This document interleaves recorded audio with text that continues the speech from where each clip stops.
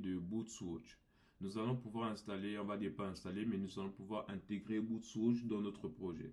Qu'est-ce que BootSwitch concrètement? Vous connaissez sûrement très bien Bootstrap, c'est-à-dire sur le site de Get Bootstrap. Voici Bootstrap, donc ça vous le connaissez certainement, le framework, on va dire en griffe, c'est une librairie CSS qui permet de pouvoir faire des applications responsives. Et donc, parce que la définition de Bootstrap, en fait, c'est responsive first. Donc, en fait, c'est mobile first, pardon. Et donc, ça veut dire que Bootstrap est d'abord pour aider à la partie mobile. Donc, en un mot, pour la partie responsive. Et donc, ce qui nous intéresse, ce n'est pas Bootstrap, mais BootSwitch. Nous allons voir de quoi il s'agit. Si je tape boot, voilà, BootSwitch comme ça. Ici, voilà un peu à quoi ressemble BootSwitch. C'est un peu comme Bootstrap. C'est un peu la même idée. Et donc, voilà comment il présente un peu différents éléments. Donc, voilà ce qui existe avec BootSwitch, le style de CSS qu'on peut avoir. Et bon, c'est à vous de choisir. Moi, je ne sais pas trop encore lequel pour le moment je choisirais. Je regarde un peu ce qui me permet d'avoir quelque chose de funny sans trop être enfantin. Bon, ça, c'est moi. Donc, je regarde un peu ce qui peut être pas mal. Donc, en fait, c'est ici que vous avez le choix de tous ces templates. Donc ici, pour ces templates, je vais choisir lequel. Bon, je vais prendre celui-là. Il m'a l'air pas mal quand même. Ouais, mais c'est un truc un peu ouais, rose. Bon, non, je ne prendrai pas ça. Qu'est-ce que je peux prendre vraiment? Bon, j'irai sur celui-là, sur Litera. Ok, donc sur Litera, ici, comment on fait pour pouvoir avoir accès à ça? Si je fais juste je vais venir ça, ici, cliquer sur ça. Et donc là, maintenant, je clique sur la flèche qui descend au niveau de download. Donc, je clique là. Et ensuite, il y a bootstrap.min.css. Et je ne sais pas si vous savez la différence entre les deux, mais je vais l'ouvrir avec on va dire, un contrôle ou bien une commande si vous êtes sur Mac avec le clic dessus. Ça me permet d'ouvrir, normalement d'ouvrir ça sur une autre page. Comme ça. Ouais, ouvrir dans un nouvel onglet. OK. Donc ici, il y a min. Si je copie, on va dire je copie bien le même URL et que je colle là et que j'enlève le min par contre, vous allez voir un peu. Vous voyez ici, en fait, c'est le même fichier. Entre celui-ci et celui-là, c'est le même fichier. La différence, c'est que ça, c'est ce qui a été développé. Donc ça, c'est ce que les codeurs ont fait. Et ça, c'est ce qui est mimifié. Parce que je ne sais pas si vous le savez, quand on lit on va dire un fichier Bootstrap ou un fichier en informatique, la machine va lire de gauche à droite. Donc c'est juste question d'optimisation. Voilà pourquoi on parle de min. Min veut dire mimifier. Et donc, comme c'est minifié, en fait, ce qui se passe, c'est que ça va lire ce fichier plus rapidement que celui-là. Donc, c'est juste question de performance. Donc, je vais aller sur cette URL-là et je vais rajouter tout simplement, on va dire BootSwitch comme ça, je copie ça.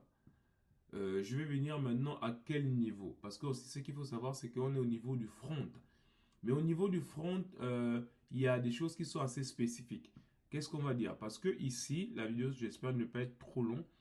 Si vous venez ici sur la page là, vous allez voir ce Hello ESGI. Regardez, il y a un fichier qu'on appelle base.html.twig. Donc, juste quand on entre dans template, on a le base.html.twig. Si je double-clique dessus, on a quelque chose qui est là. En fait, ici, si vous voyez ici, c'est écrit block body and block. Et vous regardez ici, vous allez voir block body aussi et unblock. Ce qui se passe, c'est que au niveau de ce fichier, le block body qui est là, en fait, c'est là où va se trouver toutes nos pages. Pourquoi? En fait, tout ce qui sera avant va s'afficher sur toutes les pages qui vont appeler le block body. Le nom de ce fichier, c'est base.html.twig. Donc, si vous venez ici sur le index, vous allez voir qu'il y a un extend base.html.twig. Donc, qu'est-ce qu'il veut dire par là? Il veut dire juste que en fait, l'extend va dire, il va prendre en considération tout ça. Et maintenant, tout ce qu'on va mettre dans le bloc là, le bloc body, c'est ce qui sera visible uniquement ici. Pour un exemple simple, si je viens ici, on va dire, je crée un deuxième contrôleur. On va dire, je vais créer un contrôleur qu'on aura plus tard. Je vais mettre déjà anticipé. Donc, je vais faire Symfony, console, on va dire mes contrôleurs. Et le contrôleur que je vais créer, par exemple, register ou registration, ça dépend. Contrôleur. OK. Si je fais entrer, il m'a bien créé un contrôleur register. OK. Et donc, si je viens sur mon contrôleur register, Vous allez voir ici, il y a un slash register. Je vais enlever juste ça, je vais mettre ici slash inscription comme ça. Et si je vais rafraîchir, bon, je reviens dans notre, on va dire dans notre site web, voilà. Et si je viens mettre, on va dire ici, inscription, ouais, on a bien maintenant notre page inscription. Très bien. Ok, maintenant ce qui se passe, c'est qu'est-ce que ça veut dire concrètement quand je vais au base.html, ce block body. Regardez si je mets juste ici en haut, je mets hello, bon je vais dire ici, ma navbar. Bon, je vais mettre même un H1 comme ça pour faire bien visible. Je mets ici, ou bien tout simplement je mets navbar. Et si je mets navbar ici et que je rafraîchis, regardez, il y a navbar déjà là. Et si je vais sur l'autre, on va dire l'autre, la page d'accueil, je clique dessus, il y a aussi navbar dessus. Donc en un mot, tout ce qu'on fait dans notre code va s'afficher dans ce bloc-là. Donc tout ce qu'on va mettre en haut et en bas, ce sera le footer et le header. Donc en fait, sur toute notre page, ça va s'appliquer. Donc c'est ce à quoi ça sert. C'est pour éviter d'avoir des répétitions. Et pour ceux qui ont fait le PHP, c'est un peu le sort de include. En fait, ça va nous permettre de pouvoir inclure des choses. Donc, comme là, ici, on a le index.html. Et donc, ici, je vais d'abord enlever ça. Je vais dire ici, page d'accueil. On va mettre, tout simplement accueil. OK. Et donc, si je rafraîchis, bien, on a bien là accueil qui est ici. Très bien.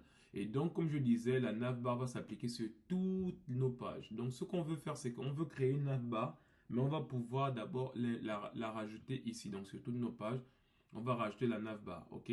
Donc ici, pour cela, on va faire quelque chose de très simple. On va d'abord venir, ne vous inquiétez pas, après, le code sera peut-être épuré au fur et à mesure, mais on voit ici, il y a navbar. Donc, on va retirer ça, cette navbar-là. On va chercher à aller intégrer celle de Bootswatch. Donc, on va mettre ici.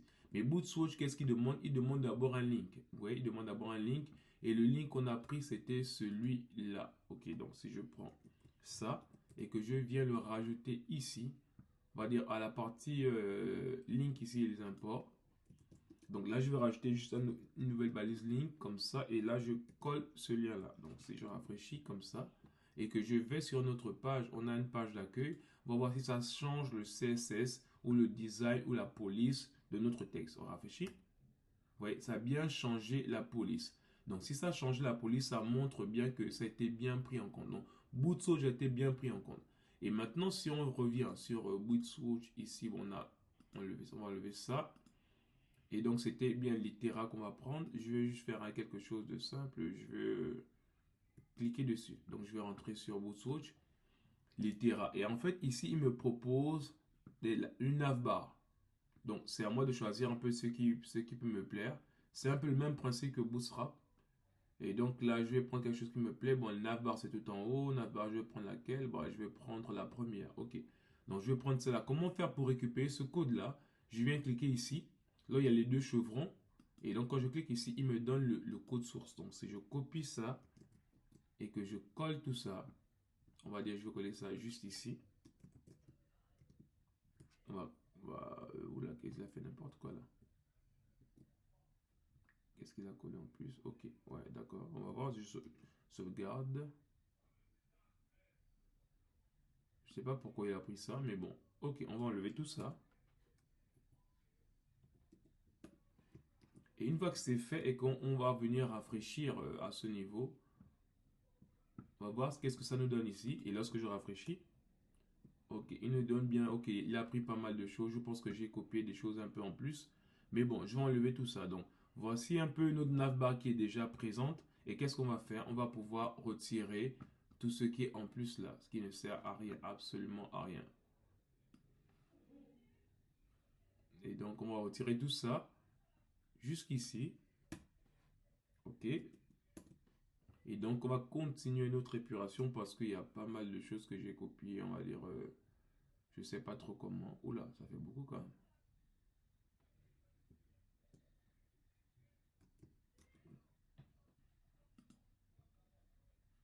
Oula, ça fait beaucoup quand même. Oula. On va faire ça avec la main. Comme ça va aller plus vite.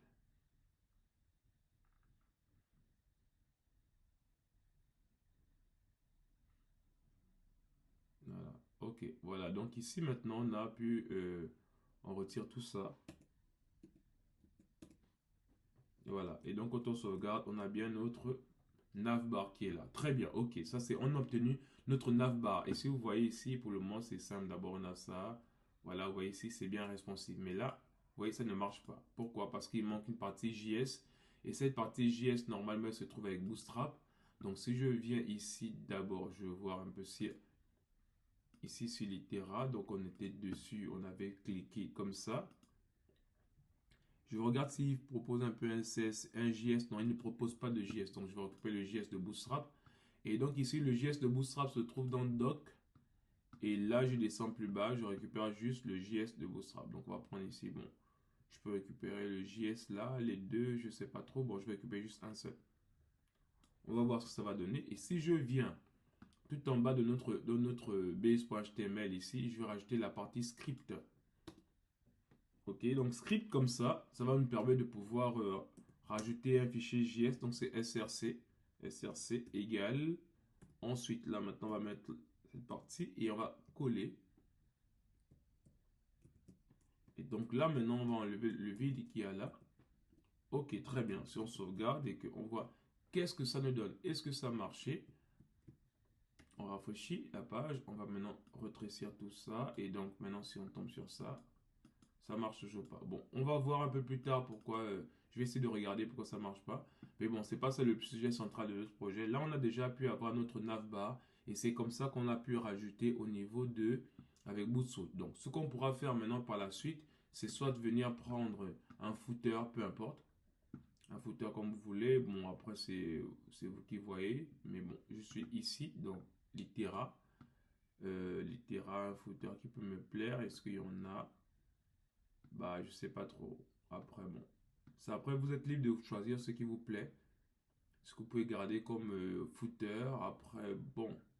Pour le moment, est-ce qu'il y a quelque chose que je veux vraiment définir comme footer? Pas plus que ça, non. Bon, pour le moment, on y pensera. On y pensera au fur et à mesure. Donc, globalement, ce que vous avez pu voir, c'est que à ce niveau, on a pu créer notre navbar, ok? Et donc ça, c'est la partie de notre, on va dire la partie de notre site internet. Et donc ici, ce qu'on va faire maintenant, c'est pouvoir passer un peu à la suite pour pouvoir rajouter les liens. Donc je donne rendez-vous à la vidéo prochaine. Merci.